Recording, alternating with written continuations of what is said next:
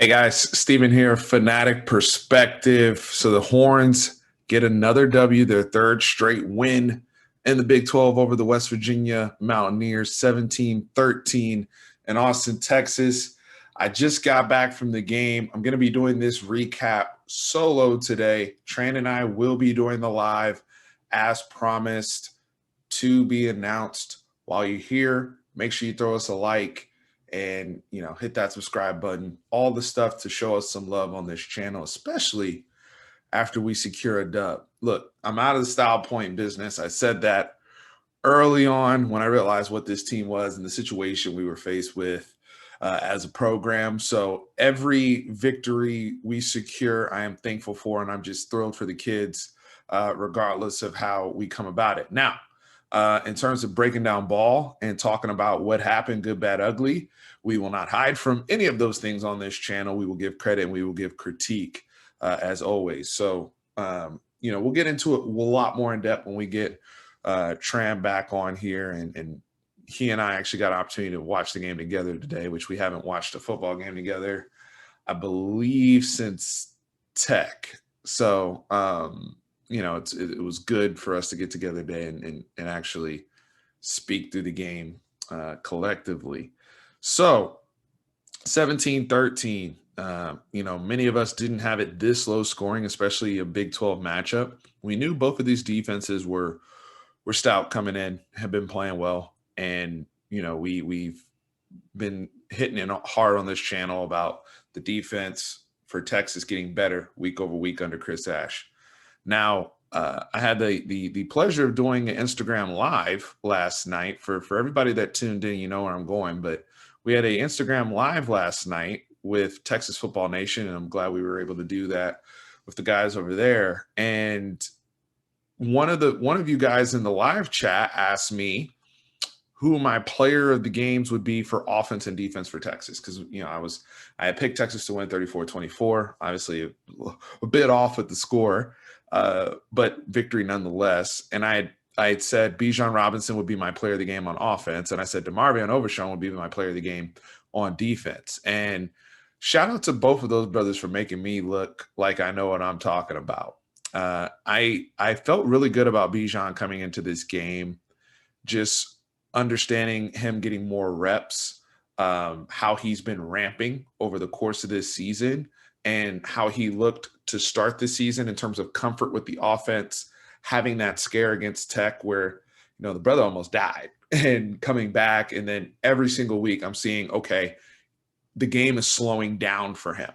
And for him to come out opening drive and make an enormous play, 54-yard run, and, really getting things going. I had actually said on the live chat, I think Bijan's going to go for 150 yards total offense. He went for 151 today.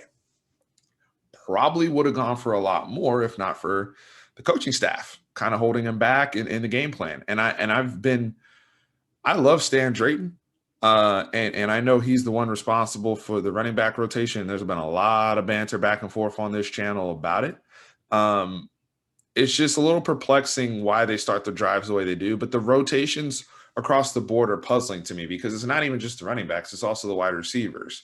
And that was something that was almost very costly today. And with the Kai Money triple option fumble, where I'm like, we're doing this dance a little too much. And no disrespect to the walk-on, he's a good player, but we're doing this dance a little too much. Let's stop with the musical chairs of wide receivers and keep coming back in with our core guys and our core unit. Fortunately, we got the better end of that call on the fumble that was overturned. A lot of West Virginia fans hit me up on Twitter about it, but the coaches, another week on offense, we have personnel. I'll get into the offense later. But in terms of my players of the game that I had picked pregame, Bijan Robinson, all that explosiveness and everything, in terms of the good that we saw from him, spectacular. 112 yards on the ground, 38 yards in the air, and catches the huge wheel route out of the backfield to secure the victory from Sam Mellinger. You see the stiff arm, the strength, the explosiveness, the lateral quickness. And, people, I know we're excited to have the special runner, and I'm on board with it. I like all of our guys. Bijan's the special one, right? As much as I'm a Keontae Ingram fan, I'm a Roshan Johnson fan. Bijan's the one that, you know, is the highlight reel type runner that is, can be an all timer with his skill set. Um, but the way we've been blocking has been so crappy. It's been hard to evaluate any of our backs because all of our backs can be very productive if given the space. And that's one thing I cited. If given the space, they can be great. And two things on Bijan. Number one, I understand how excited everybody is, but let's make sure we're making good comps. He's not Jamal Charles. Jamal Charles is a completely different type of running back. Please stop with, oh, he's Jamal Charles. Completely different type of running back.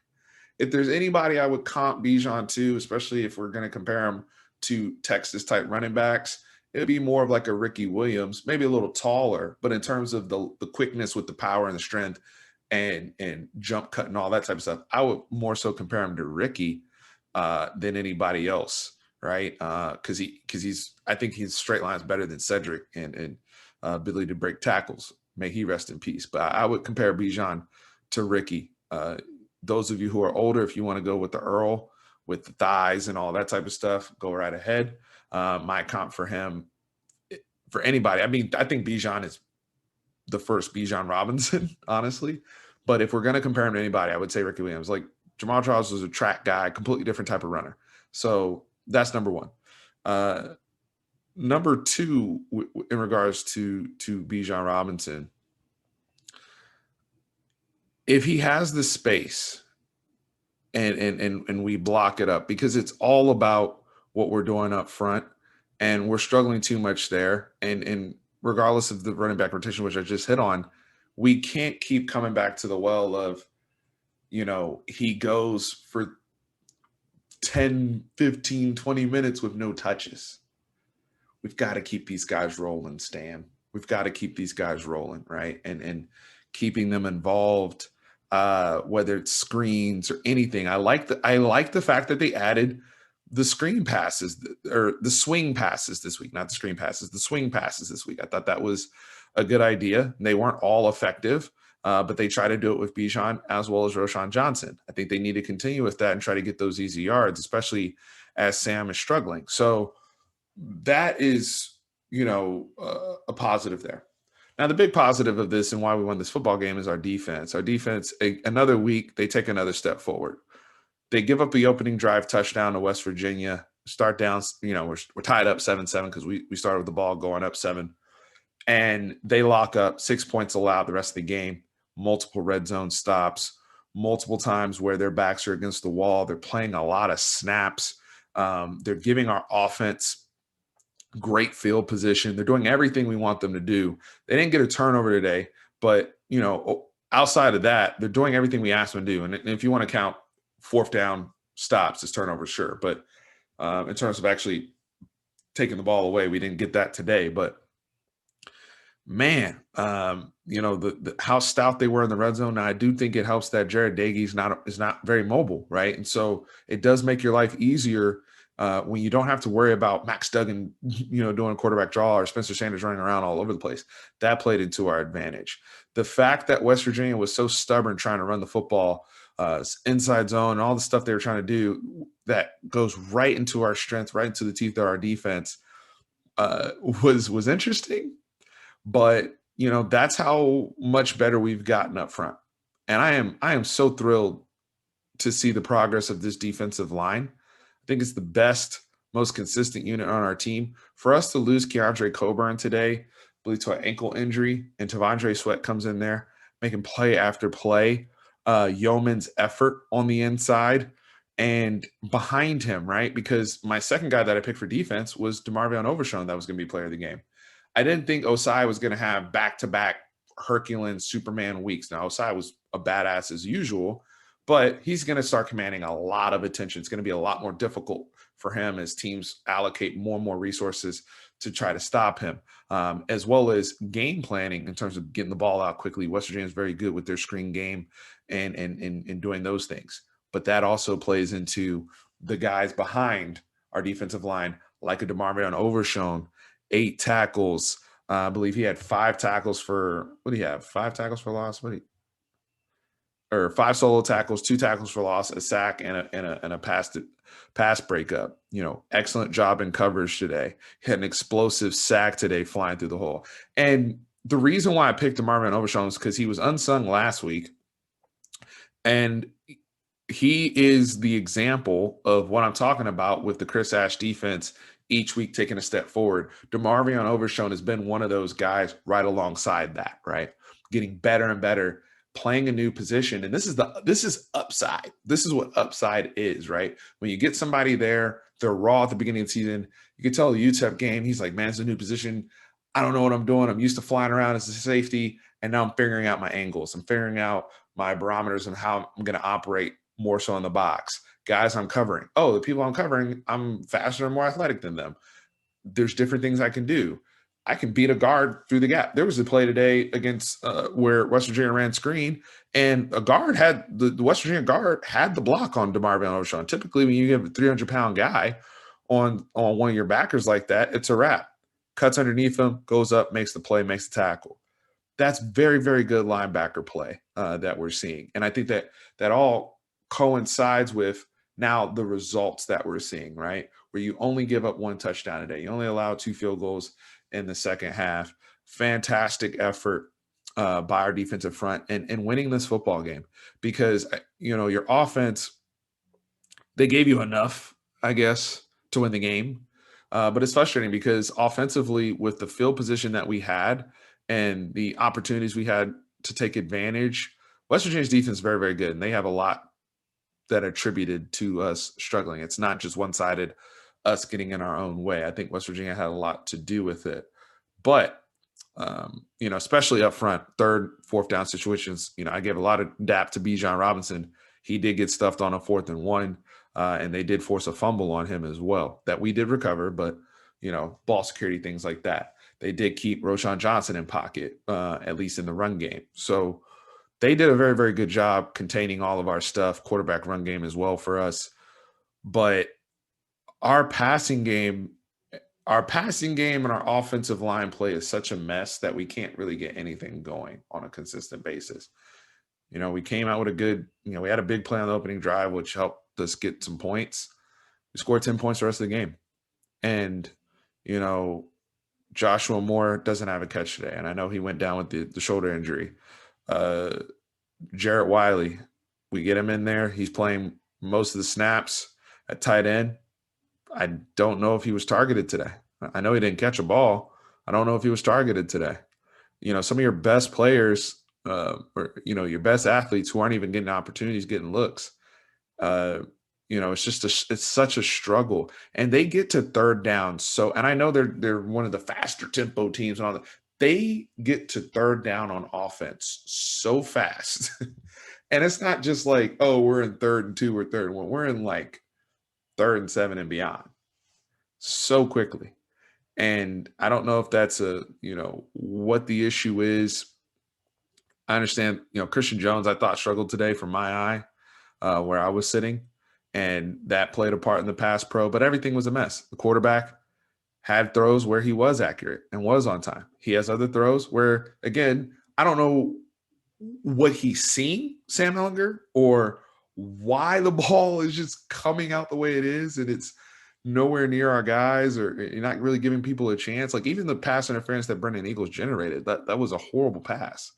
Wasn't out in front, didn't really give him a chance to go 50-50. Luckily, Brendan Eagles was still able to make a play. There's another play. Brendan Eagles probably would have had a touchdown. Sam just doesn't have the arm talent to get out in front of him. Let's just be real. There's throws. Brendan Schooler's wide open several times underneath to advance the chains on easy 2nd and 6s and things like that. Either Sam doesn't see it and gets sacked or runs for 2 yards or throws the ball in the dirt. And this is what we've been seeing pretty much consistently all year. So when you see somebody 15-31 today, another game under 200 yards passing, yeah, the touchdowns, again, he has 2 TDs, but, it's frustrating. It's frustrating when he does throw a good ball and your wide receivers aren't showing the fight that we need to have, right? The good and the bad of Jake Smith. Jake Smith struggles making contested catches right now. If he's draped up on coverage, he's not going to fight through. Now, there was one where Mahone on West Virginia, who I think is a very good slot corner, did make an excellent play on a slant, but there's another one downfield on a deep end. It's like, dude, I expect you to come through and make that play and come back to the ball. Like, that was a good enough. That's the only place where the quarterback can put it for you to make a play on it. Tariq Black, right? Deep ball down the sideline. We're throwing the ball. We're trying to get those one-on-ones, either PI or come down, make a play. Not able to make a play. Not able to make contested catches. I think right now the only guy that I think consistently makes contested catches by any means is Brennan Eagles. And, everybody else just struggles with that. Joshua Moore, I don't know why we can't get him in the mix. I don't understand why, from a personnel standpoint, we don't have him in the slot and then flex out the tight end outside of him. We're doing the opposite of that. It's confusing. I know he ended up going down, and then we get into our we come out, start a drive with Brennan Schooler and Kai Money and Brennan Eagles, and we're basically telling the defense we're going to run the football. Us struggling like that, by the way, in the passing game is why I think contributes to the struggles you're having in the run game. Because now if I'm West Virginia, I'm just allocating resources so that this brother number 5 doesn't get hot and break one on me, right? At times I thought our run blocking was okay with quarterback run. Like we had a draw that was nice with Kerstetter and Cosme got a little combo block and got to the second level, both of them. But it's it's frustrating to see right now offensively, and they're not going to win the conference like this. This is the number one thing they have to get corrected in the bye week. It is encouraging to see Bijan Robinson taking those steps forward. Jake Smith did get, I talked about him not making the contested catch. He did get a touchdown later in the game, made up for it. So it is encouraging to see these guys continue to play, but we've got to see some strides forward and some changes over the course of the bye week, in my opinion. Now, fortunately, you're playing Kansas, so that can be a get-right game. Get the confidence back up for the offense. All eyes will be on them before you finish with Iowa State and Kansas State, and hopefully you have an opportunity to play for the Big 12 championship, because what Texas has done is everything is now in front of them. You're 5-2, you're 4-2 in the conference. You completely control your own destiny. Kansas State and Iowa State are in front of you right now at 4-1. You get to play both of them. Everything is in front of you. The primary goal for this team was, hey, let's try to go and win a Big 12 championship. Our senior, Sam Ehlinger, Taquan Graham, all these guys, right? So all that is in front of you, but right now you have one side of the ball holding the bag right now. And we just need this should have been a blowout today. No disrespect to West Virginia. No disrespect. But offensively